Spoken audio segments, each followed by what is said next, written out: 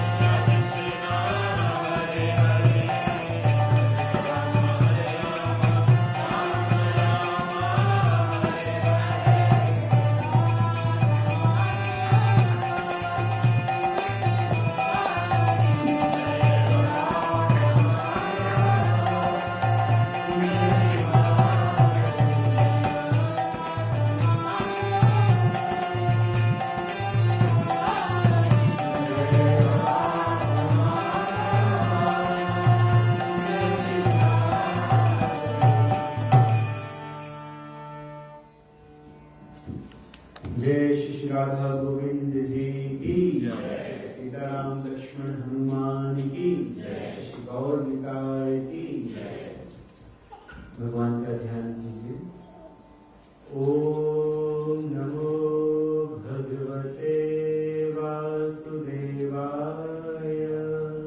ओम नमो भगवते वासुदेवाय।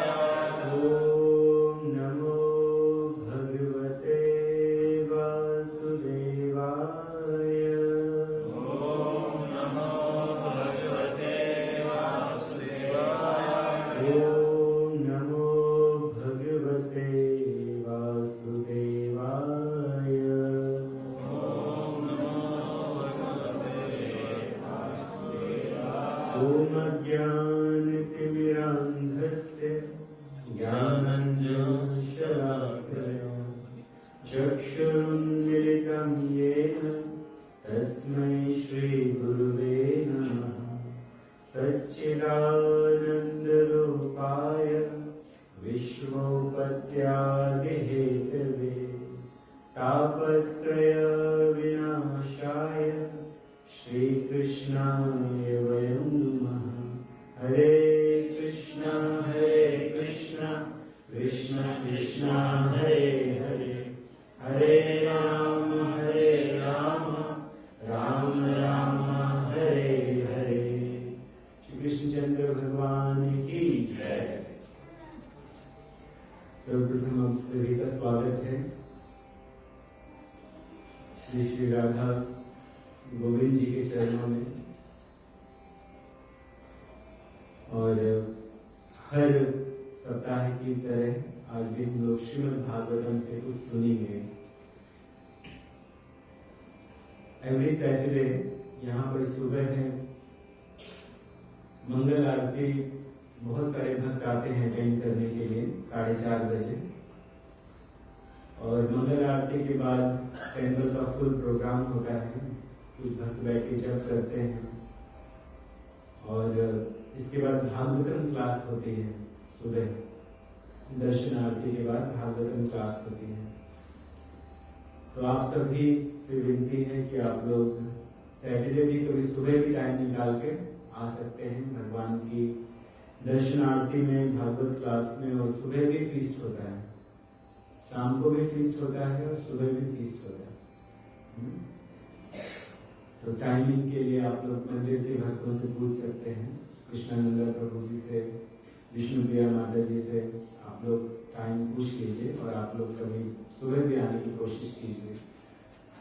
तो आज सुबह हम लोगों ने चर्चा की थी कि श्रीमद् भागवतम के प्रारंभ में, इस ग्रंथ को श्रीमद् भागवतम कहा जाता है। तो श्रीमद् भागवतम के प्रारंभ में 6 प्रश्न पूछे गए हैं सूत गोस्वामी जी से।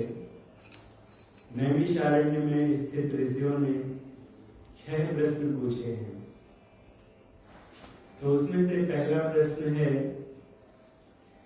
कि what is the absolute and ultimate good for the people in general? तो ये प्रश्न किया गया है कैंटो 1 चैप्टर 1 वर्स नंबर 9 में। और इसका उत्तर भी फर्स्ट कैंटो के चैप्टर 2 में वर्स नंबर 6 और 7 में दिया गया है, जहां पर बताया गया है कि सावे पुंसा परो धर्मो यतो भक्तिर अधोक्षजे। सभी जीवों के लिए परम धर्म क्या है? सावे पुंसा परो धर्मो यतो भक्तिर अधोक्षजे अहेतुक के अप्रतिहता ये आत्मा सुप्रसिद्ध है। हम लोग जानते हैं, बार बार सुनते रहते हैं कि इस संसार में किसी को सुख नहीं है ना। हम लोग सुनते रहते हैं और घर में जानते भी हैं कोई ना कोई प्रॉब्लम लगा हुआ है। किसी को शरीर से संबंधित, तो किसी को किसी मन से संबंधित। तो कोई ना कोई प्रॉब्लम सबके ऊपर है, चाहे वो धीरू भाई अंबानी के घर हो, चाहे इस देश के प्राइम मिनिस्टर का घर हो, और चाहे किसी का भी घर हो। क्योंकि जगत को बनाया इस तरह से कि जगत में क्या किया है, प्रॉब्लम्स भर दिए गए।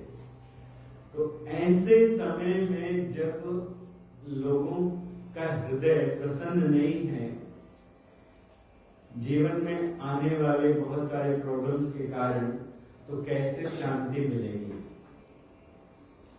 What is the ultimate good for everyone, people in general? तो इसका उत्तर दिया गया कि अहेतु की अप्रतिहता हमारी आत्मा को तब तक शांति नहीं मिल सकती है जब तक हम लोग भगवान की अहेतु की भक्ति नहीं करते। हेतु की भक्ति तो सब करते हैं। हेतु की भक्ति का अर्थ होता है कि किसी इच्छा से भगवान हमारा ये काम बना दीजिए, तो हम ऐसा करेंगे, तो कहते हैं हेतु की भक्ति। लेकिन अहेतु की भक्ति जब अपने लिए कोई कुछ ना मांगे, भगवान की प्रसन्नता के लिए कि राधा कृष्ण मंदिर में इस वस्तु की आवश्यकता है, चलिए हम प्रदान कर देते हैं बिना किसी इच्छा के। श्री राधा गोविंद जी को इस वस्तु की आवश्यकता है, मंदिर के लिए हम कुछ कर लें, तो उसको कहते हैं अहेतु की भक्ति। जब हम भगवान के लिए कुछ करते हैं, जैसे जब आप लोग अपने बच्चों और अपने माता पिता की देखभाल करते हैं ना, तो किसी हेतु से नहीं करते हैं, प्रेम के कारण करते हैं। तो वैसा ही प्रेम जब हम लोग भगवान से करते हैं, तो हमारे हृदय को बड़ी शांति मिलती है, बड़ा अच्छा लगता है। और भक्ति योगी भगवती, तो मोटा मोटी आपको ये समझा देते हैं कि भगवान से प्रेम उत्पन्न करना और भक्ति के साथ भगवान की यदि सेवा की जाए तो हृदय में शांति मिल जाती है। फिर उसके बाद दूसरा प्रश्न किया गया है श्रीमद् भागवतम के फर्स्ट कैंटो चैप्टर 1 और वर्स नंबर 11 में किया गया है। पहला वर्स नंबर 9 में, दूसरा वर्स नंबर 11 में दूसरा प्रश्न किया गया, भूरि भूरि कर्माणि श्रोतव्यानि विभागसः। और उसका उत्तर दिया गया है श्रीमद् भागवतम में। प्रश्न ये है कि what is the essence of all scriptures, और उसका उत्तर दिया गया है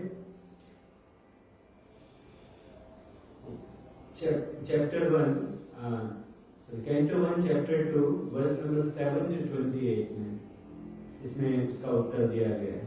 तो हम लोग कुछ श्लोक लेंगे। तो दूसरे प्रश्न का उत्तर है श्रीमद् भागवतम में जो प्रश्न 2 किया गया है, दूसरा प्रश्न क्या किया गया है कि सारे वैदिक साहित्यों का सार क्या है, what is the essence of all वैदिक स्क्रिप्चर्स, क्या सार है? तो सार सुनिए। तस्माद् एके मनसा भगवान सात्वतां पतिः श्रोतव्यः कीर्तितव्यश्च ध्येयः पूज्यश्च नित्यदा। विचार है कि जब एक मन से, एकेन मनसा, एक मन से का अर्थ वही होगा अहेतु की भक्ति।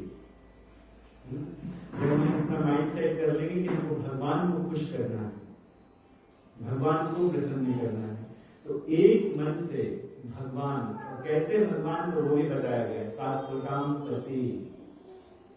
सात्वतां का अर्थ है डिवोटीज, जो डिवोटीज के एकमात्र रक्षक हैं।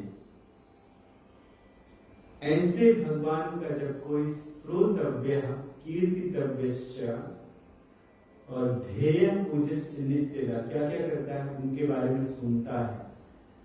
श्रोतव्य, कीर्तितव्यश्च, जो भगवान की कीर्ति का बखान करता है।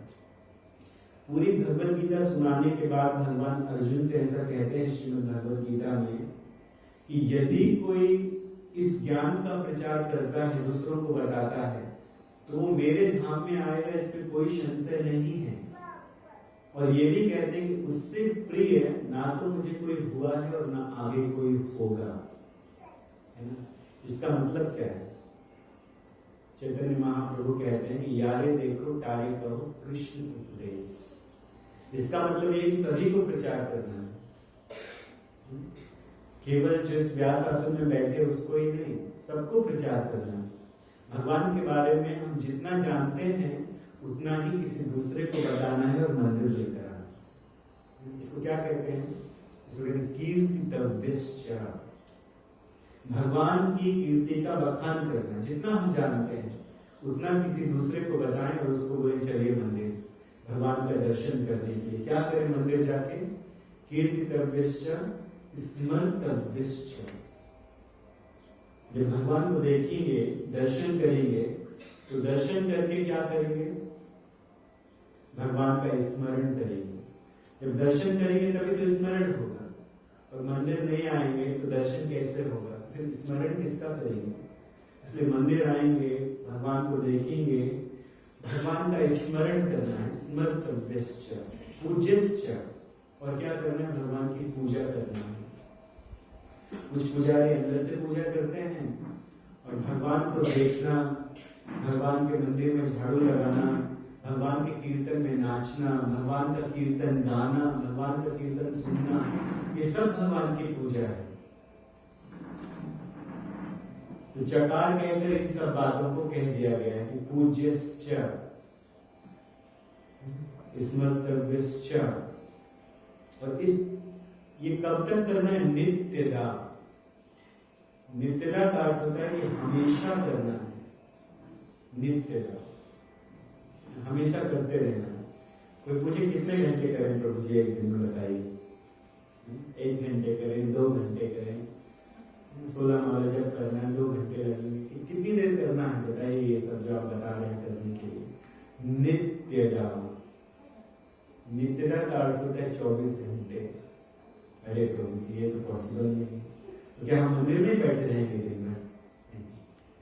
आप जब भी मंदिर आते हैं, भगवान के दर्शन करते हैं, भगवान के बारे में सुनते हैं, भगवान के बारे में कुछ दूसरों को बताते हैं, तो भगवान का स्मरण होता है, वो हमारी स्मृति शक्ति में आ जाता है। तो उसी स्मृति को कहा जाता है नित्यदा। आप थोड़ी देर चैंटिंग करके गए मंदिर से, लेकिन वो आपके साथ में रहता है, पूरे वीक आपको एक एनर्जी देता है, स्पिरिचुअल एनर्जी निकलती है जो आपके हृदय में जाती है, जिससे आप एक वीक बिताते हैं अपने घर में। और मिस कर रहे हैं तो जल्दी आ जाइए, मंदिर तो प्रतिदिन खुला है, प्रतिदिन आके 1 माला 2 माला जप कर लीजिए, इसके बाद काम पे चले जाइए। तो नित्यदा, इस तरह से नित्यदा, तो नित्यदा का अर्थ है हमेशा हमेशा। जब कोई इस तरह से भगवान का स्मरण करता है, भगवान को अपनी स्मृति शक्ति में बैठा लेता है, अपने मन में बैठा लेता है, अपने हृदय में बैठा लेता है, तो एक वेपन का काम करता है लड़ने के लिए। किससे लड़ने के लिए? तो इस श्लोक में बताया गया, श्लोक नंबर 15 में बताया गया है कि यद नुध्यासिना युक्ता कर्म ग्रंथि निबंधनम छिन्दन्ति कोविदास तस्या पूर्ण कुर्यात् तथा रतिम्। इसका अर्थ यद अनुध्यासिना युक्ता, यद ऐसे ध्यान से, ऐसे अनुध्या, ऐसी स्मरण शक्ति से, ऐसे मेडिटेशन से, आपको मेडिटेट करना है। जो आपने मंदिर में सुना, देखा, कीर्तन किया, तो इसका मेडिटेशन करना है आपका। और जब इसका मेडिटेशन हम करते हैं तो यही है वेपन। तो ऐसा अनुध्या स्मरण रूपी वेपन जब हमारे पास होता है, आसीना का अर्थ है तलवार। कैसी तलवार? को कहीं में तलवार खरीद कर लेकर नहीं आना है किसी को मारने के लिए, बल्कि स्मरण रूपी तलवार। तो स्मरण रूपी तलवार को लेकर हम क्या कर सकते हैं? कर्म ग्रंथि निबंधनम, अपने कर्मों की ग्रंथि को काट सकते हैं। इसका अर्थ ये है, हमारे कर्म चलते हैं ना हमारे साथ में, जो हमने पिछले जन्म में किया है वो हमारे साथ चलते हैं, और इस जन्म में भी जो किया है वो भी साथ में चल रहा है। तो हर every action got is reaction है, हर एक्शन का रिएक्शन है। तो अगर हम कोई बुरा काम करते हैं तो उसका एक रिएक्शन होता है, एक कर्म पुरुष भी है जो हमारे साथ में चलता है। तो हर कर्म का, हर एक्शन का रिएक्शन है ना। इस संसार में भी देख लीजिए, हम लोग कोई भी कार्य करते हैं तो उसका एक रिएक्शन होता है। जैसे कि उदाहरण के लिए धृतराष्ट्र ने 100 जन्म पहले एक कीड़े की आंख में कांटा चुभोया तो वो अंधा हो गया। 100 जन्म के बाद कर्म का फल मिला, और केवल कांटा नहीं चुभोया आंख में, बल्कि 100 बार अंदर बाहर किया तो 100 पुत्र हुए, 100 के 100 मारे गए। तो एक कर्म का बंधन लगता है, हम जो भी कार्य करते हैं उसका बंधन हमें लगता है। तो बंधन को काटना जरूरी है ना, हम लोग बंधन में तो नहीं रहना चाहेंगे। तो हम सबके ऊपर कर्म की ग्रंथि है, कर्म का बंधन है, लेकिन काटेंगे कैसे? उसी तलवार से। किस तलवार से? कौन बताएगा किस तलवार से काटना है? बताइए, यहाँ बैठे हैं जो लोग, बताइए क्या सुना, कौन सी तलवार से काटना है जी? जोर से बोलिए। भक्ति की तलवार से। जब आप मंदिर आएंगे, भगवान के बारे में सुनेंगे, भगवान के बारे में कहेंगे, भगवान का स्मरण करेंगे, भगवान की पूजा करेंगे, तो ये हमारे साथ रहता है एक वेपन के रूप में। इसको कहते हैं अनुध्याय, है ना। स्मृति रूप में रहता है हमारे अंदर, कि कोई बुरा काम करने के पहले तुरंत हमें याद आ जाता है, नहीं ये तो गलत कार्य है। स्मृति रूप में रहता है। तो उसी तलवार से हमें अपनी कर्म ग्रंथि को काटना है, और कर्म ग्रंथि को काट कर छिंदन्ति, जब काट दिया जा सकता है ऐसी कर्म ग्रंथि को, तो कोविदास तस्या पूर्ण कुर्यात् तथागतिम्। कौन ऐसा होगा इस संसार में, कौन ऐसा विद्वान पुरुष होगा? अब देखिए, बताते बताते सुत गोस्वामी एक प्रश्न कर रहे हैं सभी से, कि अब ऐसा कौन विद्वान पुरुष होगा, कौन ऐसा इंटेलिजेंट मैन होगा जो इस तलवार को अपने पास ना रखना चाहे। इसका अर्थ है कौन ऐसा होगा जो भगवान के विषय में ना सुनना चाहे। देखिए यहाँ क्या लिखा है, कोन कुर्यात् कथा रतिम। क्या कहा गया? कथा में जिसकी रति ना हो, ऐसा कौन होगा? आजकल के लोग तो मना कर देते हैं, कथा ही मत सुनिए, लेकिन सुखदेव यहाँ पे क्या कह रहे हैं सुत गोस्वामी? कोन कुर्यात् कथा रतिम। कौन ऐसा होगा जिसमें कथा में रुचि ना हो? तो जब कथा में रुचि होती है तब भगवान के दर्शन में रुचि आती है, तब भगवान की पूजा में रुचि आती है, श्रवण और कीर्तन में भी रुचि आती है। देखिए, बहुत से लोग बता सकते हैं भगवान के विषय में, लेकिन जिनमें भगवान में प्रेम है, जो लोग भगवान से प्रेम करते हैं, वो लोग जैसा बता सकते हैं वैसा कोई ज्ञानी नहीं बता सकता है। ज्ञानी बताएगा तो केवल अपने ज्ञान के आधार पर बताएगा, लेकिन प्रेम करने वाला भगवान से बताएगा तो वो अपने रियलाइजेशन से बताएगा। तो ऐसी बात जल्दी प्रभाव डालती है, जल्दी असर करती है। तो कोन कुर्यात् कथा रतिम, है ना। इस बात को अपने हृदय में डाल लीजिए, अंदर भेज दीजिए कि कौन ऐसा विद्वान पुरुष होगा जिसे कथा में प्रेम नहीं होगा। तो सबसे पहले क्या होना चाहिए? सबसे पहले होना चाहिए कथा में प्रेम, और कथा में प्रेम होता है महत सेवा से, जो आगे के श्लोक में बताया गया। श्लोक नंबर 16 में तो सब, हाँ ठीक। शुश्रूषो श्रद्धानस्य वासुदेव कथा रुचि स्यान महत सेवया विप्रः पुण्य तीर्थ निषेवना। बहुत अच्छा श्लोक। स्यान महत सेवया विप्रः। सबसे पहले क्या करना है? सबसे पहले तो साधुओं का संग करना है। सारे शास्त्र कहते हैं कि साधुओं का संग कीजिए। साधु संग सर्व शास्त्र कहे। साधु मिल जाए तो क्या करें? स्यान महत सेवया विप्रः। साधुओं की सेवा करना है। ये विप्रा कह के इस श्लोक में विप्रा कह के सूत गोस्वामी किसको संबोधित करते हैं?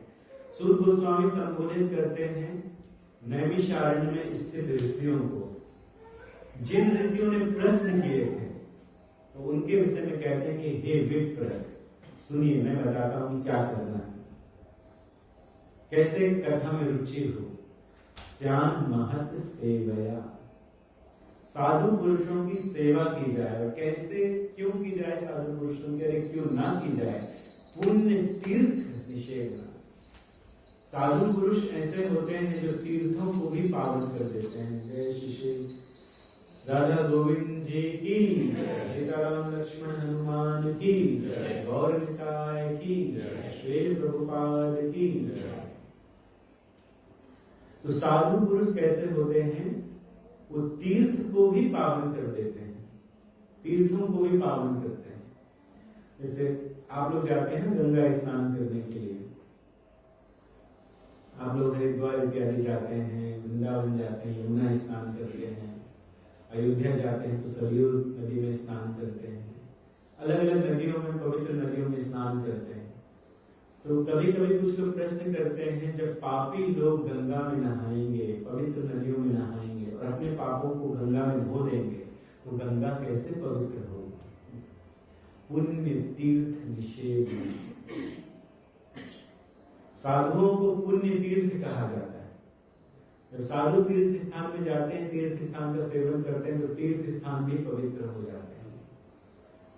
तीर्थ स्थानों में क्यों जाया जाए? साधुओं के दर्शन करने के लिए, साधुओं की सेवा करने के लिए लोग तीर्थ स्थान में जाते हैं। तो स्यान महत सेवया विप्रा, जब साधुओं की सेवा की जाती है तो क्या होता है? तब सुनने के लिए रुचि उत्पन्न होती है। शुश्रूषो श्रद्धानस्य, श्रद्धानस्य। सबसे पहले किसकी आवश्यकता है? श्रद्धा की आवश्यकता है। कोई भी काम यदि हम लोग करते हैं तो सबसे पहले किसकी आवश्यकता है? श्रद्धा की। श्रद्धा के बिना कुछ नहीं कर सकते। यहाँ तक कि कोई मटेरियल काम भी करते हैं उसमें भी श्रद्धा की आवश्यकता है। अगर आप किसी ऑफिस में जा रहे हैं, किसी जगह में काम कर रहे हैं, लेकिन आपकी श्रद्धा नहीं है उस काम के प्रति, तो आप काम को कैसे अच्छे से करेंगे? तो श्रद्धा की आवश्यकता है। कोई पूजा करते हैं, श्रद्धा की आवश्यकता है। श्रद्धा नहीं होगी तो आप कैसे पूजा करेंगे? आजकल लोग पूजा करते हैं तो ध्यान बहुत कम रहता है लोगों का पूजा में, है ना। लोग का ध्यान रहता है कि लोग आ रहे हैं, आइए आइए बैठे, हाँ पंडित जी मंत्र पढ़ रहे हैं, पंडित जी बता रहे हैं ऐसा कीजिए ऐसा कीजिए, वो आ रहे हैं आइए आइए आइए बैठिए बैठिए, अच्छा जगह क्या करना है। तो पूजा की तरफ कहाँ ध्यान रहता है लोग? पूजा की तरफ बहुत कम ध्यान रहता है लोगों का। लेकिन यदि कब पूजा की जाए? जब व्यवस्था हो, जब श्रद्धा हो, तब पूजा की जाए। तो पूजा करने की भी आवश्यकता है। जब श्रद्धा हो मन में, तब बिना श्रद्धा के कोई भी चीज फलकारी नहीं होती। तो यदि फल की प्राप्ति करना है तो श्रद्धा की आवश्यकता है। ऐसा कहा गया है, आदौ श्रद्धा तथा साधु संग। पहले क्या होनी चाहिए? श्रद्धा। उसके बाद क्या होना चाहिए? साधु संग। और जब श्रद्धा के साथ साधु संग होता है, with the faith, if you are associating with devotees, तब क्या होता है? तब तो भजन क्रिया, तो फिर भजन क्रिया प्रारंभ हो जाती है। भजन क्रिया का अर्थ क्या है? जो हम लोगों ने पहले सुना, श्रोतव्य कीर्तितव्यश्च पूज्यश्च नित्यदा, ध्येय नित्यदा। तो ये भजन क्रिया है। भगवान का दर्शन करना, भगवान के विषय में सुनना, भगवान की कथा को कहना, भगवान की पूजा करना। तो श्रद्धा के साथ सुनना, किससे सुनना? साधुओं से सुनना। आदौ श्रद्धा तथा साधु संग ततो भजन क्रिया। और जब बढ़िया से भजन क्रिया प्रारंभ हो जाती है तो ततो अनर्थ निवृत्ति। ध्यान से सुनिए सभी लोग, बातें बाद में हो सकती है। हरे कृष्णा, ध्यान से सुनिए, हरे कृष्णा सुन लीजिए, है ना? नहीं तो हम कुछ पूछेंगे तो आप फिर बता नहीं पाएंगे, तो ध्यान से सुनिए। अगर हम पूछ लें अभी कि बताइए हमने क्या बताया, हम इसी बारे में हम बात कर रहे थे कि श्रद्धा सबसे पहले होना चाहिए। अगर श्रद्धा नहीं है तो अर्थ ही नहीं है। यदि हम मंदिर भी आए हैं तो हमारी श्रद्धा होनी चाहिए कि मंदिर जाके हमें श्रीमद् भागवतम का श्रवण करना है, तब तो उसका प्रभाव मिलेगा, तब तो उसका फल मिलेगा। लेकिन यहाँ पर भी आकर यदि हम अपने सोशल नेटवर्क में रहेंगे तो कैसे फायदा होगा? नहीं होगा ना। तो हम ये बता रहे थे कि आदौ श्रद्धा तथा साधु संग, सबसे पहले क्या हो? श्रद्धा हो, फिर साधु संग होता है, तब क्या शुरू होता है? भजन क्रिया। और ऐसी भजन क्रिया अनर्थ निवृत्ति से, इसको फिर से करेक्ट कर सकते हैं पीछे के श्लोक से, छिन्नन्ति कर्म ग्रंथि निबंध। जो कर्मों की गांठ है अनेकानेक जन्मों से, अनेकानेक वर्षों से जो कर्मों की गांठ है, जिन कर्मों के फलों को हम लोग भोग रहे हैं या जिन कर्मों के कारण अभी हमारी श्रद्धा उत्पन्न नहीं हुई है, उनको नष्ट किया जा सकता है भजन क्रिया के द्वारा। इसीलिए बार बार कहा जाता है कि सेवा कीजिए, कुछ ना कुछ सेवा कीजिए। सबको सेवा करना चाहिए, तन से सेवा, मन से सेवा, धन से सेवा, भगवान की कुछ ना कुछ करना चाहिए। सेवा से क्या होता है कि जब कोई सेवा करता है तो सेवोन्मुखे ही जिह्वादो स्वयं एव स्फुरत्यतः। सेवा करने से ही हमारी श्रद्धा बढ़ती है, सेवा के बिना श्रद्धा नहीं बढ़ती। तो कुछ ना कुछ सेवा करना है, चाहे आपको श्रवण की सेवा करना है या कीर्तन की सेवा करना है। मंदिर में आए तो प्रसाद सर्व कर सकते हैं आप, ना किसी भक्त से पूछ सकते हैं, मंदिरों के भक्त से कि क्या सेवा है हमें बताइए, हम तो सेवा करना चाहते हैं। निश्चित रूप से हर व्यक्ति को कुछ ना कुछ सेवा करनी चाहिए। सेवोन्मुखे ही जिह्वादो, हमारी श्रद्धा बढ़ेगी कैसे? सेवा से। सेवा नहीं करेंगे तो श्रद्धा नहीं बढ़ेगी, भगवान के प्रति श्रद्धा हमारी नहीं बढ़ सकती। तो सेवा करना इसलिए हर किसी को बहुत आवश्यकता है। समय ना हो, किसी के पास यदि टाइम नहीं है तो धन से सेवा कर सकते हैं। श्री राधा गोविंद जी की कुछ धन से सेवा कर सकते हैं, जिससे मंदिर चलता रहे। मंदिर चलाने के लिए, लोगों को प्रसाद खिलाने के लिए भी धन की आवश्यकता होती है ना। जैसे आज सुबह भी फ्री प्रसाद हुआ, शाम को भी, एवरी सैटरडे होता है, सुबह भी शाम को फ्री प्रसाद। तो ये सब करने के लिए कुछ धन की आवश्यकता तो होती है। तो आप में से कुछ भक्त सेवा करते हैं। तो श्रद्धानस्य, भजन क्रिया से हमारी श्रद्धा बढ़ती है। और वासुदेव कथा रुचि, फिर से आ गया वासुदेव कथा रुचि, पीछे वाला श्लोक देखिए। तो वासुदेव कथा रुचि, पहले भी था कथा के बारे में और इस श्लोक में भी कहा है कथा के बारे में। तो पहले कुर्यात कथा रति, और इस वर्ष नंबर 16 में क्या कहा गया? वासुदेव कथा रुचि, कथा में रुचि होना चाहिए। जब तक हम लोगों की कथा में रुचि नहीं होगी, भक्ति आगे ही नहीं बढ़ेगी, श्रद्धा आएगी नहीं। ये सिस्टम कैसा है, जैसे आप लोगों ने देखा होगा, जो लोग फिजी के हैं और इंडिया के हैं वो बढ़िया से समझ सकते हैं। जब गुड़ बनाया जाता है तो गुड़ बनाने की प्रोसेस क्या होती है, किस तरह से गुड़ बनाया जाता है? गन्ने के रस से गुड़ बनाया जाता है ना। ऐसे तो और भी कई प्रकार का गुड़ होता है, लेकिन गन्ने का रस का गुड़ बड़ा प्रसिद्ध है। तो गन्ने के रस को एक बड़े सी कढ़ाई में डाल दिया जाता है और उसको चलाया जाता है। तो इस गन्ने के रस को आप मान लीजिए श्रद्धा। यदि श्रद्धा नहीं है तो आगे गुड़ बन ही नहीं सकता है। तो कुछ तो जूस होना चाहिए, तब तो गुड़ बनेगा, कुछ तो होना चाहिए। तो श्रद्धा को मान लीजिए आप गन्ने का जूस, गन्ने का रस, शुगर केन का जूस मान लीजिए। तो आदौ श्रद्धा तथा साधु संग, अब साधु संग करना है, पहले श्रद्धा फिर साधु संग। तो गन्ने के जूस का जब संग होता है आग के साथ, तब वो धीरे धीरे बॉयल होना शुरू होता है। और जब बॉयल होता है तो क्या होता है, उसमें से अशुद्धियां निकलने लगती हैं। बॉयल हुआ तो वो भजन क्रिया है, संग हुआ तो प्रोसेस चालू हो गई। और जब प्रोसेस चालू हुई तो अशुद्धि साइड में लगने लगती है, फैन निकलने लगता है और लोग उसको निकाल के अलग डालने लगते हैं। जो अशुद्धि होती है ना, उसको निकाल के लोग अलग करने लगते हैं।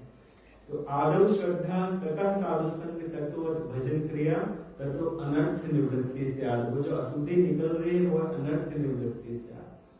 इसके बाद फिर धीरे धीरे गुण बनना शुरू होता है, रस धीरे धीरे गाढ़ा होने लगता है। तत्व निष्ठा, तो वही निष्ठा है जब वो गाढ़ा होने लगे। जब और गाढ़ा हो गया तो फिर रुचि। यहाँ क्या कहा गया है, वासुदेव कथा रुचि।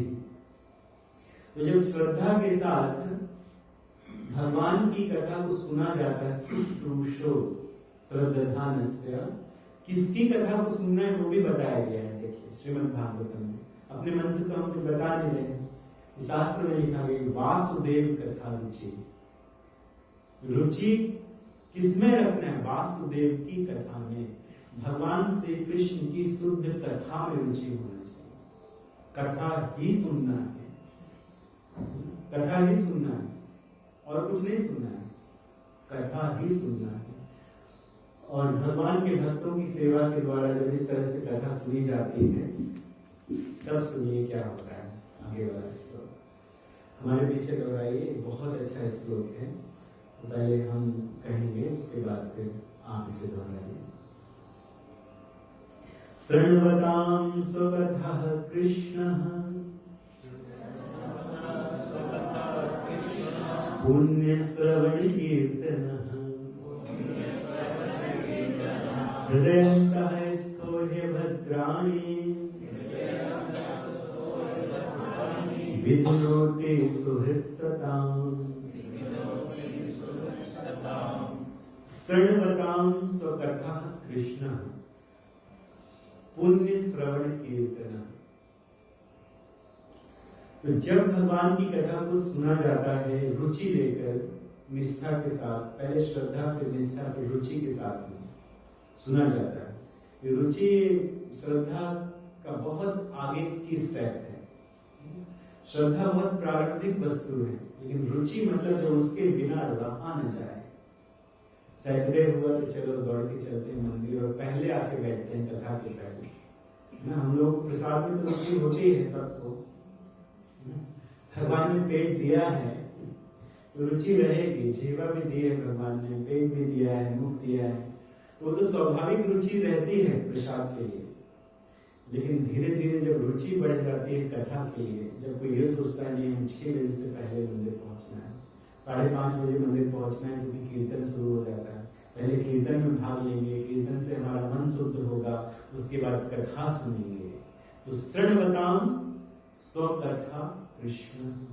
जब कोई कृष्ण के विषय में कथा सुनता है, फिर से कथा, लोग कहते हैं कथा मत सुनो, यहाँ तो हर श्लोक में कथा कथा कथा कथा कथा कथा ही है। तो कथा ही सुनना है, तब कथा मृतम श्रवण हो जाएगा, कथा ही सुनना है। शृण्वतां स्वकथा, कथा का अर्थ क्या होता है? कथा का अर्थ होता है भगवान के चरित्र को उसी रूप में बताना जिस रूप में शास्त्र में लिखा गया है, बिना कोई हेर फेर किए, बिना बदले, एज इट इज बता दे, उसको ही कथा कहा जाता है। तो शृण्वतां स्वकथा कृष्ण पुण्य श्रवण कीर्तन। जब भगवान के विषय में कुछ कहा जाता है, कुछ सुना जाता है, तो पुण्य को देने वाला होता है, पुण्य को देने वाला होता है। कैसा पुण्य? भक्ति युक्त पुण्य। इसका अर्थ है कि जब कोई ध्यान से कथा सुनता है तो धीरे धीरे भौतिक संसार का चक्कर जो है वो समाप्त हो जाता है। कौन सा चक्कर समाप्त हो जाता है? पुनरपि जननम पुनरपि मरणम पुनरपि जठरे जननी शयनम। यही संसारे बहु दुस्तारे कृपया पारे पाहि निवारे। ये वाला चक्कर समाप्त हो जाता है। तो शृण्वतां स्वकथा कृष्ण पुण्य श्रवण कीर्तन हृदय अंतः स्थो है भद्राणी। जो भौतिक जगत में जो भोगने की लालसा है ना, द्वेष, लालच, सुख प्राप्त करने की इच्छा, एंजॉयमेंट की जो इच्छाएं हैं, डिजायर्स हैं, कहाँ पर है? हमारे हृदय में है। और कई कई जन्मों से है, केवल इस जन्म से नहीं, बहुत बहुत जन्मों से हृदय में वो स्थित है। तो इसीलिए मनुष्य भगवान में अपने हृदय को लगा नहीं पाता है। क्यों नहीं लगा पाता है? क्योंकि हृदय कलुषित है, इसलिए लगा नहीं पाता है। तो इसी हृदय को साफ करना है। तो इसको साफ करने के लिए केवल एक ही रास्ता है, श्रवणवताम सो कथा कृष्ण पुण्य श्रवण कीर्तन। वो जब पुण्य कानों से हृदय में जाएगा तो तुरंत हमारा हृदय जो है वो शुद्ध हो जाएगा, हमारा हृदय साफ हो जाएगा। एक उदाहरण के द्वारा हम इस बात को समझने का प्रयास करते हैं। एक जगह है भारत में ब्रज नाम की, ब्रज भूमि, आप लोग जानते होंगे। कौन कौन गया है ब्रज भूमि में? जो नहीं गए हैं भगवान से प्रार्थना है कि फिर आपको भगवान नाम बुलाएं। ब्रज भूमि, तो इस कथा को हम हमेशा कहते हैं कि वहां पे एक चोरों का परिवार रहता था, फैमिली ऑफ थीव्स, चोरों का परिवार रहता था। तो चोरों का परिवार, तो जो पिताजी थे उन्होंने सोचा मैंने तो बहुत चोरियां की, बहुत धन कमाया, अब मैं इस परंपरा को आगे बढ़ाता हूं तो अपने बच्चों को भी सिखाता हूं। तो अपने बच्चों को सिखाया, देखो कैसे पता चलता है कि इसके पास धन है। बढ़िया से पकड़ा हो अपने बटुए को, अपने बैग को, समझ जाएगी कोई धन है इसके पास, छोड़ना नहीं चाहता। न कैसे जेब काटना है, कहाँ पर ब्लेड रखना है, कैसे ब्लेड चलाना है, सब बताया बढ़िया से। और जब निपुण हो गए बच्चे तो हर काम में विधि निषेध होता है। विधि का अर्थ कैसे करना है और निषेध का अर्थ क्या नहीं करना है। तो क्या करना है वो बता दिया, फिर निषेध बताया, निषेध क्या नहीं करना है। बेटा मेरी इस बात को गांठ बांध के रख लो कि जहां कहीं भी भगवान की कथा होती हो वहां मत बैठना।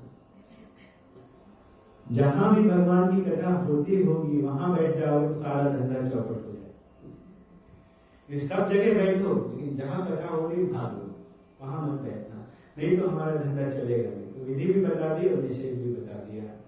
तो छोटा बेटा बड़ा एक्सपर्ट था चोरी करने में, उसका नाम क्या था? गोवर्धन। गोवर्धन नाम था उसका। अब ब्रज में रहते हैं, नाम रख दिया गोवर्धन। तो एक बार वो चोरी करने के लिए निकला, किसी रास्ते से चोरी करने के लिए निकला। तो सोचते सोचते जा रहा था कैसे चोरी करना है, कहाँ चोरी करना है। और तब तक आप लोग जानते हैं कि जैसे यहाँ पे भी साउंड बॉक्स वगैरह हैं जिसमें से आपको सुनाई पड़ रहा है। इंडिया में बड़े बड़े क्या लगे होते हैं, क्या कहते हैं उनको? लाउड स्पीकर लगे होते हैं, बड़े बड़े, है ना। तो इंडिया की भाषा में भोपू कहते हैं। बड़े बड़े लाउड स्पीकर लगे होते हैं, तो बहुत दूर तक आवाज आती है, जोर की आवाज आती है। तो किसी रास्ते से जा रहे थे, तब तक एक साधु कथा कर रहे थे। तो उसने इसी स्थान से तुरंत भागना है, तो भागने लगा, वहां से निकलने लगा, तब तक उसका पैर जो एक पत्थर में फंस गया और गिर गया। जब गिर गया तो अब उसे चलते नहीं बन रहा, चलते नहीं बन रहा, चल नहीं पा रहा था। तो बेचारे को नहीं चाहते हुए भी वहां बैठना पड़ा, वो बैठ गया वहीं। अब कथा तो चल रही है। तो उस समय क्या कथा चल रही थी? उस समय भगवान श्री कृष्ण के विषय में बताया जा रहा था कि भगवान श्री कृष्ण कैसे हैं। तो गोस्वामी जी कथा कर रहे थे। कथा करते करते एक श्लोक कहते हैं, कस्तूरी तिलकम ललाट पटले वक्षस्थले कौस्तुभम नासाग्रे वरमौक्तिकं करतले वेणुकरे कंकणं सर्वांगे हरिचंदनं सुललितं कंठे च मुक्तावली गोपस्त्रे परिवेष्टितो विजयते गोपाल गोपाल चूड़ामणि, ये व्याख्या कर रहे हैं। तो पहले श्लोक गाया और अब उसका अर्थ बताने लगे कि कस्तूरी तिलकम ललाट पटले, इसको कहते हैं ललाट पटल। भगवान अपने ललाट पटल में कस्तूरी का तिलक लगाते हैं। कस्तूरी तिलकम ललाट पटले वक्ष स्थले कौस्तुभम, और भगवान के वक्ष स्थल में कौस्तुभ नाम की मणि रहती है। उन्होंने बताया कौस्तुभ मणि की कीमत इतनी है कि इस ब्रह्मांड का सारा धन एक जगह कर लिया जाए, केवल इस प्लैनेट का नहीं, पूरे यूनिवर्स का धन यदि एक तरफ कर लिया जाए, लेकिन उसकी तुलना नहीं कर सकता है। तो उसके कान खड़े हुए गोवर्धन के, तो धन की बात हो रही है, कुछ बढ़िया बात चल रही है। तो लगता है हमारे पिताजी ठीक से जानते नहीं। यहाँ तो पता चल रहा है कि धन कहाँ है, कहाँ होगा तभी तो चुराएंगे। तो ध्यान से सुने लगा, कस्तूरी तिलकम ललाट पटले वक्ष स्थले कौस्तुभम। आगे गोस्वामी जी बताते हैं कि नासाग्रे वर मौक्तिकम करतले, यहाँ पे जो पहनते हैं ना, आगे भगवान श्री कृष्ण यहाँ पर पहनते हैं, बाली जैसे पहनते हैं ना। आजकल के बहुत लोग पहनने लगे ना, उसको क्या कहते हैं, बुलक कहते हैं, बुलक कहा जाता है।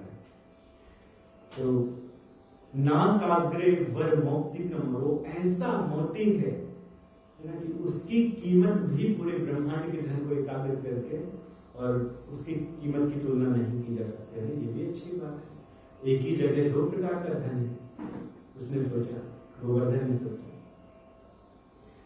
और क्या कहा, वेणु करे कंकणम, और भगवान के हाथ में तो वेणु दिव्य है उनकी, और हाथ में सोने के कंगन पहने हुए। अरे सोने के कंगन पहने हुए। सर्वांगे हरिचंदनम सुललितम कंठे च मुक्तावली, अभी भगवान के धन अभी खत्म नहीं हुआ है। कंठे च मुक्तावली, अपने कंठ में मुक्तावली धारण करते हैं। कुबेर भी उस मुक्तावली की कीमत नहीं दे सकता है। ये भी बहुत अच्छी बात है। तो अब वो पहुंच गए वहां पे, उस स्थान में लंगड़ा लंगड़ा के पहुंच गए। यहाँ धन की बात हो रही है, वो कथा सुनने लगे सामने बैठ के। लेकिन सुन क्या रहे थे कि कौन कौन सा धन भगवान श्री कृष्ण के पास में। कंठे च मुक्तावली, सर्वांगे चंदनम सुलितम कंठे च मुक्तावली, गोप स्त्री परिवेष्टितो विचरते। अरे वो तो अनेक का अनेक गोपाल के साथ में घिरे रहते हैं, और उनकी क्या व्याख्या की जाए कि उनके पास कितना धन है, वो तो स्वयं चूड़ामणि। तो ये व्याख्या की, फिर कथा खत्म हुई। तो कथा के बाद गोस्वामी जी कहते हैं कि किसी का कोई प्रश्न है, तो सबसे पहले गोवर्धन ने हाथ, हाँ जी स्वामी जी हमारा प्रश्न है, हमारा प्रश्न है। तो क्या प्रश्न है मेरा, पूछो। वो जो आप बता रहे थे ना कि वो पहनते हैं, यहाँ पहनते हैं, यहाँ पहनते हैं, और क्या क्या पहनते हैं, तो उनका नाम क्या है? तो उन्होंने बताया श्याम सुंदर नाम है। अच्छा एड्रेस क्या है? एड्रेस भी बता दीजिए, तब तो जाएंगे अपनी प्लेट लेके। तो उन्होंने कहा वृंदावन। अब इसने ना तो कभी श्याम सुंदर सुना था और ना कभी वृंदावन सुना था, तो रटने लगा। इसकी स्मरण शक्ति थोड़ा कमजोर थी। तो श्याम सुंदर वृंदावन, श्याम सुंदर वृंदावन, श्याम सुंदर वृंदावन की कहीं भूल ना जाओ, इसलिए बार बार उसको जपता था। घर गया तो घर में भी श्याम सुंदर वृंदावन, श्याम सुंदर वृंदावन, श्याम सुंदर वृंदावन। लेकिन अचानक से वो सो गया, और जब उठा तो भूल गया। तो सुबह 3 बजे तो सोचने लगा क्या नाम था, क्या नाम था। तो फिर से गया और जाके वो स्वामी जी के घर में सुबह सुबह दस्तक दी। बेचारे इतनी सुबह सुबह क्यों आ गए? वो आपने क्या नाम बताया था? तो स्वामी जी क्या बात है, इतना बढ़िया भक्त है, इसको मैं अपना डिसाइपल बनाऊंगा। लेकिन वो क्यों पूछ रहा है कि उसे चोरी करना है? तो क्या नाम आपने बताया था? तो श्याम सुंदर वृंदावन। इतना बड़ा नाम क्या जरूरत है रखने की? श्याम सुंदर। तुम्हारा नाम क्या है? गोवर्धन। तुम्हें कोई गोबर कहेगा? नहीं, ठीक ठीक, श्याम सुंदर। श्याम सुंदर वृंदावन। श्याम रहते कहाँ हैं? वृंदावन के जंगलों में रहते हैं। दूसरे दिन सुबह सुबह उसने यात्रा प्रारंभ की, कहाँ की? वृंदावन की। और वृंदावन के जंगलों में जाके ढूंढने लगा। जैसा सुना था वैसा कहाँ मिल जाए, बहुत सारे भक्तों के साथ में जो घिरे रहते हैं, जो बहुत सुंदर हैं। नाम ही है श्याम सुंदर। तो वृंदावन गया, निधिवन गया, तालवन गया, मधुबन गया, सब जगह जाके ढूंढता रहता था और जपता रहता था कि कहीं भूल न जाऊं। क्या जपता था? श्याम सुंदर वृंदावन, श्याम सुंदर वृंदावन, श्याम सुंदर वृंदावन। भगवान का नाम बोलने के कारण श्याम सुंदर वृंदावन, श्याम सुंदर वृंदावन, उसको एंट्री मिली वृंदावन के जंगलों में। और अब वृंदावन में जाकर भगवान का नाम ले रहा है, श्याम सुंदर वृंदावन, श्याम सुंदर वृंदावन, श्याम सुंदर वृंदावन, श्याम सुंदर वृंदावन। 12 वन छान मारे, लेकिन कहीं उन्हें वो सुंदर बालक दिखाई भी नहीं दिया जो ये सब पहने रहता। बेचारा भूख प्यास से एक दिन एक पेड़ के ऊपर बैठा था तालवन में, और सोच रहा था कि लगता है स्वामी जी ने ऐसे ही कह दिया, झूठ बोल दिया, लगता है ये बालक को दिखाई नहीं दे रहा है। लेकिन देखने की बड़ी उत्कंठा थी, क्योंकि हृदय में बड़ी उत्कंठा थी, ध्येय स्मृति उन्हीं में लगी हुई थी। इसलिए उसे दिखाई दिया कि एक बहुत सुंदर बालक बहुत सारे गोप बालकों के साथ में खेल रहा है, बीच में बैठा है और सारे ग्वाल बाल खिला रहे हैं। तो जैसा जैसा सुना था वो मैच करने लगा, देखने लगा। कस्तूरी तिलकम विराट पटेल, कस्तूरी का तिलक लगाया है, वक्ष स्थले कौस्तुभम, यहाँ एक दिव्य मणि चमक रही है, और कंठ में मुक्तावली, हाथ में सुंदर सुंदर कंकड़ पहने हैं, बांसुरी है, दिव्य बांसुरी है जिसमें हीरे जवाहरात इत्यादि लगे हुए हैं, कई प्रकार के आभूषण पहने हैं। तुरंत उतरा वो नीचे से, जब निकला था तो बहुत सारे चॉकलेट्स लेके निकला था। तुरंत जाके कहता है कि देखो मैं तुम्हारे लिए मिठाई लाया हूँ, मिठाई खाओ। तो भगवान को मिठाई खिलाई, तो भगवान ने खाई। अरे क्या नाम है तुम्हारा? गोवर्धन, अच्छा नाम है। उसने आपका क्या नाम है? तो श्याम सुंदर। यही मिल गया, फिर कहा मिल गया। वो सामने झूठ नहीं बोल रहे थे। मिठाई खाओ, मिठाई खाओ, मिठाई खाओ। भगवान ने तो बहुत अच्छी, कौन सी? कैडबरी, बहुत बढ़िया है। ये तो पहले नहीं खाई, कहाँ से? न्यूजीलैंड से भेजी है हमारे भाई। ओह अच्छा, ये तो पहले नहीं खाई। भगवान ने कहा ये तो पहली बार खा रहे हैं। भगवान की थोड़ी सी और दो ना, तो देंगे, लेकिन तुम्हें भी कुछ देना पड़ेगा।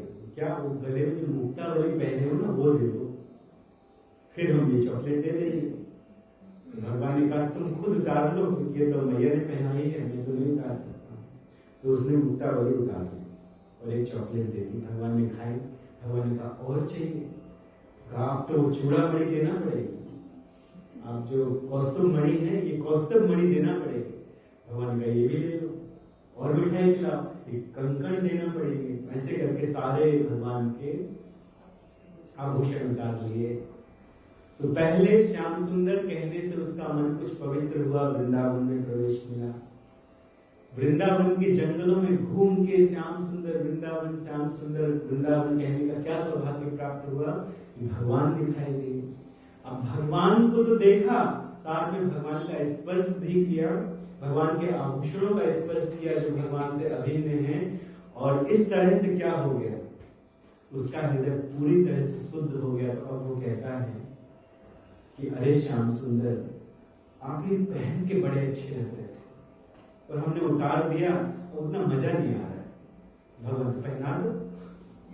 भगवान ने कहा उतारे पहना लो, तो पहनाते तो नहीं आएगा, उतार तो दिया है सब, लेकिन पहनाते तो नहीं बनेगा। भगवान ने कहा चलो मेरी मैया के पास चलो, वो पहनाना सिखाएगी। तो भगवान श्री कृष्ण ले गए यशोदा मैया के पास, और यशोदा मैया ने भगवान की ड्रेसिंग करना सिखाया कि भगवान की ड्रेसिंग कैसे की जाती है, कैसे तिलक पहनाते हैं, कैसे कान के बाले पहनाते हैं, कैसे, है ना। तो कैसे संभव हुआ, कैसे संभव हुआ? पिता ने बोला था बेटा वहां मत जाना जहां भगवान की कथा होती है, तो धंधा चौपट हो जाएगा। उस दिन से सारी चोरी चकारी छोड़ के वो भगवान की भक्ति में लग गया, तो भगवान के साथ रहने लगा, भगवान का ग्वाल बाल बन गया। तो कैसे संभव हुआ? श्रवणताम स्वकथा कृष्ण पुण्य श्रवण कीर्तन हृदयंतः स्थो भद्राणी विघ्नोति सुहृद सताम। सुहृद सताम, जो अपने भक्तों का अच्छा चाहते हैं, सुहृद सताम, उनको सुहृद कहा जाता है, जो अपने भक्तों के रक्षक हैं, भक्तों के विषय में हमेशा सोचते रहते हैं। तो ऐसे भगवान के विषय में सुनने से हृदय साफ होता है। हे भद्राणी विधनोति, धुनोति लेते तो उतने ही काफी था, लेकिन सुखदेव गोस्वामी कह रहे विधनोति, विशेष रूपेण धुनोति, विशेष रूप से साफ करते हैं हृदय को। विशेष रूप से भगवान की कथा हृदय को साफ कर देती है। वो कथा किसकी होना चाहिए तो वो भी बताया है कि श्रृणवताम सो कथा कृष्ण कथा सुनने से, श्री रामचंद्र जी की कथा सुनने से जो श्रवण है वो पुण्य है, कीर्तन है वो पुण्य है। इससे हृदय अंतःस्तो है भद्राणी, हृदय साफ हो जाता है और विशेष रूप से सफाई होती है। विशेष रूप में धुनोति सुहृद सताम। इसके बाद एक और श्लोक हमारे पीछे बोलिए। नष्ट प्रायेषु भद्रेषु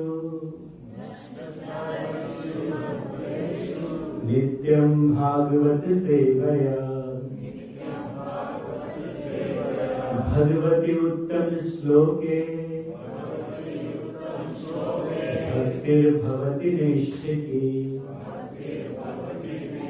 लेकिन किस तरह से भगवान की कथा हृदय में झाड़ू लगाती है, किस तरह से हमारा कल्मश युक्त हृदय पवित्र करती है, साफ करती है, इस श्लोक में बताया गया। नष्ट प्रायेषु अभद्रेषु, प्राय उसके जितने भी अभद्र हैं, जितने भी बुरे कर्म हैं इस जन्म के और पिछले जन्म के, सबके सब नष्ट हो जाते हैं। नष्ट प्रायेषु अभद्रेषु, अभद्र का अर्थ होता है, भद्र का अर्थ होता है कल्याण, भद्रम ते तुम्हारा कल्याण हो। अभद्र का अर्थ उसका उल्टा हो जाएगा। क्या अर्थ होगा? बहुत सारी प्रॉब्लम्स, तो सारी प्रॉब्लम्स सब खत्म हो जाती है केवल कथा सुनने से भगवान, क्योंकि हृदय में भगवान आ जाते हैं। कैसे? नित्यम भागवत सेवया, जो हमेशा श्रीमद् भागवतम की कथा सुनते हैं उन लोगों के सारे अभद्र नष्ट हो जाते हैं पूरी तरह से। भगवती उत्तम श्लोके भक्तिर्भवति नैष्ठिकी। तो भागवत सेवया, इसके दो अर्थ होंगे। एक तो श्रीमद् भागवतम का श्रवण और भगवान के भक्तों की सेवा। तो भगवती उत्तम श्लोके, भगवान के विषय में उत्तम श्लोक सुनने से और भगवान के भक्तों की सेवा करने से भक्तिर्भवति नैष्ठिकी। हृदय में भगवान की भक्ति आके बस जाती है। हम सबको भक्ति ही तो चाहिए ना, और कुछ नहीं चाहिए। हम लोग क्या मानते हैं? भगवान अपनी भक्ति दीजिए, हमको धन नहीं चाहिए, हमको ये नहीं चाहिए, ना धनम न जनम न सुंदरी कविताम वा जगदीश कामे मम जन्मनि जन्मनि स्वरे भक्ति अहेतु की त्वयि। आपकी भक्ति मिले जन्म जन्मांतर तक, और कुछ नहीं चाहिए, और कुछ नहीं चाहिए हमको। तो जब कुछ नहीं चाहिए तो भक्ति कैसे मिलेगी? कैसे मिलेगी भक्ति? है ना? देखिए, भगवान के भक्तों की सेवा करने से और भगवान के विषय में उत्तम श्लोक का श्रवण करने से, उत्तम श्लोक सेवया, उत्तम श्लोक की भी सेवन करने से। तो इस श्रीमद् भागवतम रूपी जो ग्रंथ है वो आपके सामने, वहां भी कुछ ग्रंथ रखे हुए हैं, वो सब श्रीमद् भागवतम है। और श्रीमद् भागवतम में जितने भी श्लोक हैं उन श्लोकों को उत्तम श्लोक कहा जाता है। भगवान का एक नाम ही है उत्तम श्लोक, क्योंकि भगवान की प्रशंसा उत्तम श्लोकों से की जाती है, अच्छे श्लोकों से भगवान की प्रशंसा की जाती है। तो इसीलिए हमें भगवान की कथा सुनना है। एतस्मात् परम किंचित मनः शुद्धेन विद्यते। इससे और कोई दूसरा हमारे हृदय को पवित्र करने वाला और कोई साधन ना हुआ है और ना आगे होगा।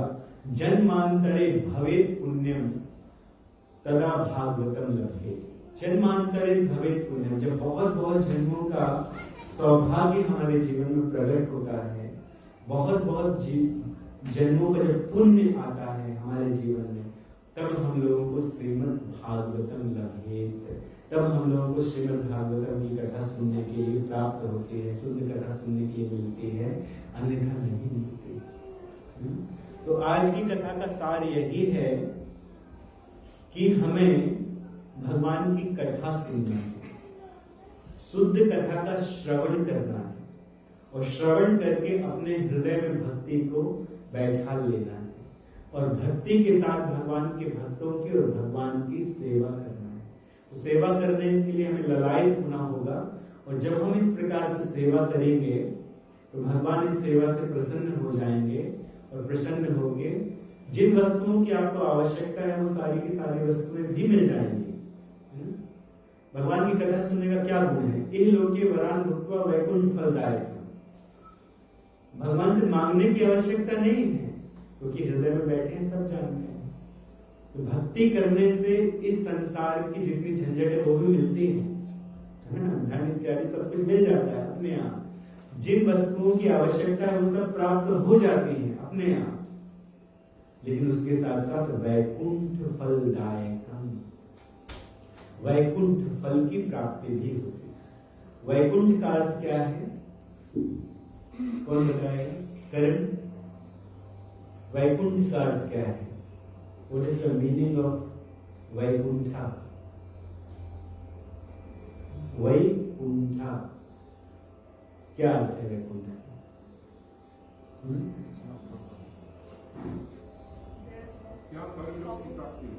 जहां पर प्रॉब्लम्स नहीं है उस जगह को वैकुंठ कहते हैं। जहां पे केवल परम सुख, परम आनंद की प्राप्ति हो उस जगह को वैकुंठ कहते हैं। तो वैकुंठा, जहां कोई कुंठा नहीं है, कुंठा का अर्थ होता है प्रॉब्लम्स, जहां कोई प्रॉब्लम्स नहीं है उस जगह का नाम है वैकुंठ। और वो भगवान का स्वधाम है, अपना जगत है, अपना धाम है। तो वही जाना मुक्ति कहलाता है। तो मुक्ति अपने आप मिल जाती है भगवान की भक्ति करने से। भक्ति मुक्ति सब अपने आप प्राप्त हो जाता है, लेकिन हमें मांगना है भगवान की भक्ति। ठीक है, यहाँ पे हम आज की कथा को समाप्त करते हैं। तो फिर से बताएंगे कि प्रति हर सैटरडे यहाँ पर सुबह शाम प्रोग्राम होता है, सुबह भी प्रोग्राम होता है, सुबह भी भागवत कथा होती है, मंगल आरती होती है, भक्त लोग बैठ के जप करते हैं। तो 4:30 बजे से लेकर 8 बजे तक प्रोग्राम चलता है, 8:30 बजे तक। और फिर से सुबह भी फिर प्रसादन होता है, और शाम का प्रोग्राम तो होता ही है। तो कभी आप शाम को ना आ पाए, सुबह आ जाइए। शाम को कुछ काम है, कहीं जाना है आपको किसी के घर में मिलने के लिए, तो आप सुबह आ जाइए। और सुबह नहीं आ पाए किसी कारण तो शाम को आइए, और सुबह शाम दोनों आ सकते हैं तो सबसे बढ़िया है, सबसे अच्छा है। हरे कृष्ण। किसी का कोई प्रश्न है तो पूछ सकते हैं, कोई एक प्रश्न ले सकते हैं, किसी कोई प्रश्न है तो बहुत सरल शब्दों में कहा। ठीक है। श्री राधा गोविंद जी की, सीताराम लक्ष्मण हनुमान की, गौर निताय की, श्रीमद् भागवतम अमल पुराण की, श्री प्रभुपाद की, जय गौर प्रेमानंदे। हरे कृष्ण। हम लोग सब हरे कृष्ण महामंत्र से इस दिन साक्षात कृष्ण प्रभु और श्रीपति प्रभु को धन्यवाद देते हैं जो मधुर कथा हमें सुनाए। हरे कृष्णा कृष्णा कृष्णा हरे हरे, हरे राम राम राम हरे हरे।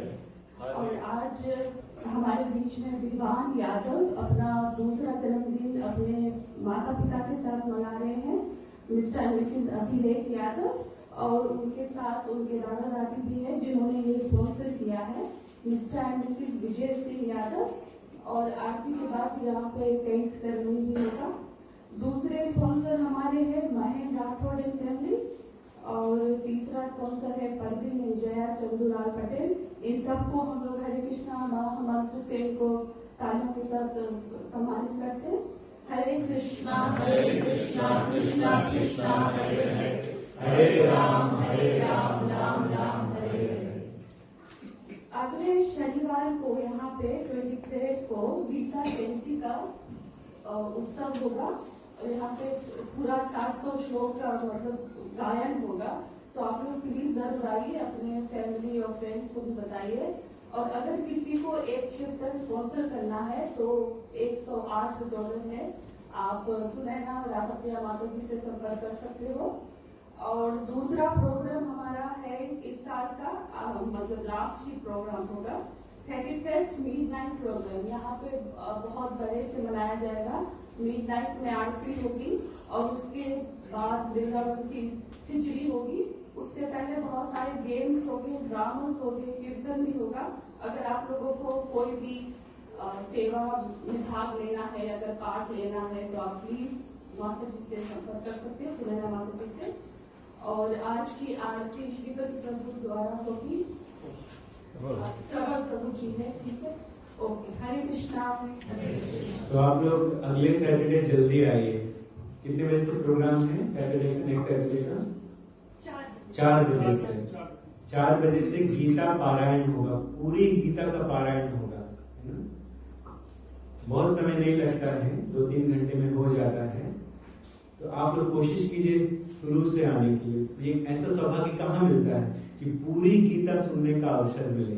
श्लोकों को बोला जाएगा केवल, आप लोगों को अवसर मिलता है कभी कहीं कोई एक श्लोक बोल दिया, 2 श्लोक बोल दिया, है ना, लेकिन पूरी गीता का पारायण किया जाएगा। तो जो पूरी गीता को सुन लेता है तो उसका उद्धार भी निश्चित है और उसको हर प्रकार का उसको विभक्ति मुक्ति इत्यादि प्राप्त होती है। तो इसलिए आप लोग अगले वीक आ जाइए 4 बजे और पूरी गीता का पारायण यहाँ पर सुनिए भक्तों के मुखार देने से। हरे कृष्ण। हरे कृष्ण।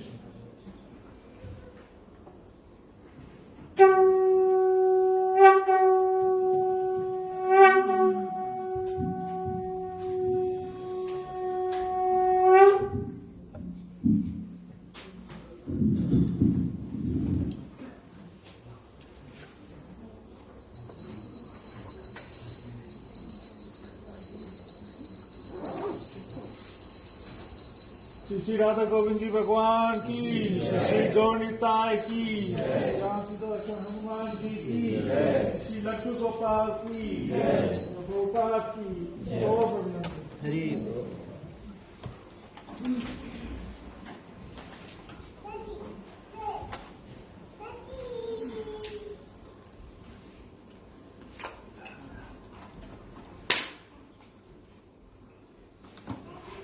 नमो विष्णुपादाय कृष्णपृष्ठाय भूतले श्रीमते भक्ति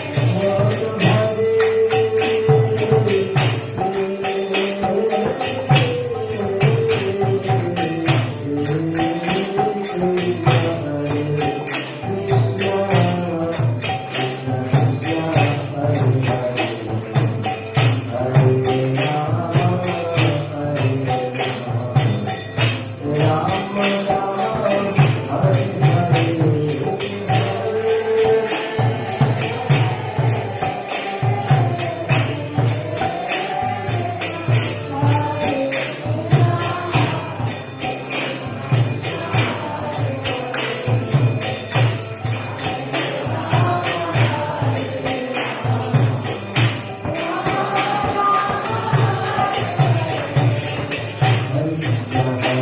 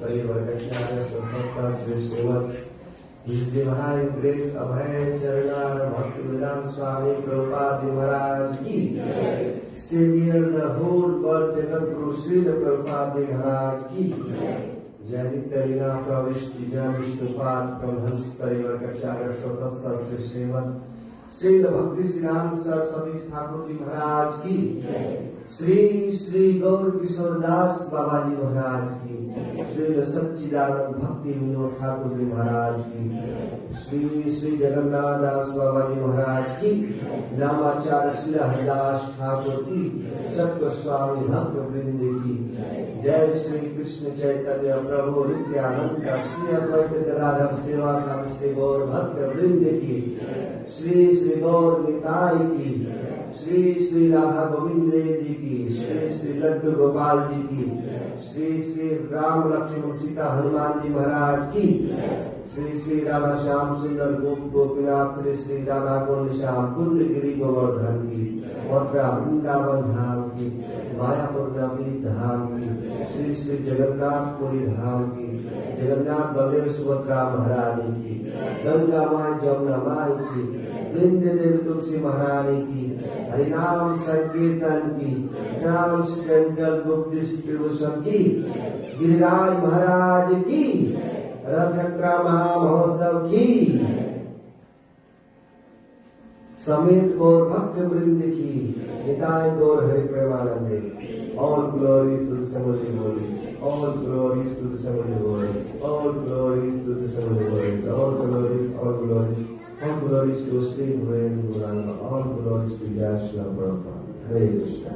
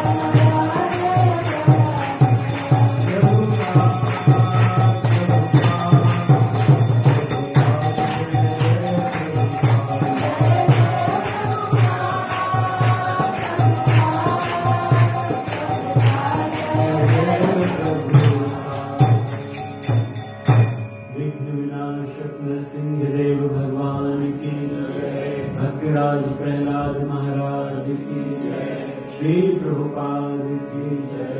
जय गौर Premanand.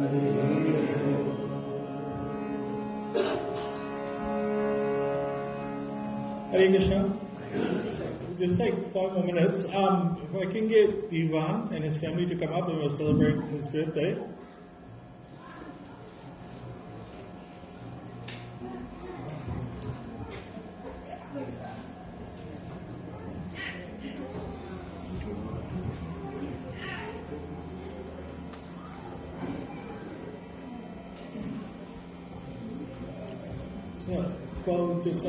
So if anyone would want to sponsor any Saturday program or any upcoming programs, please come and see the meal of Shri Mataji or any one of the pujaris here.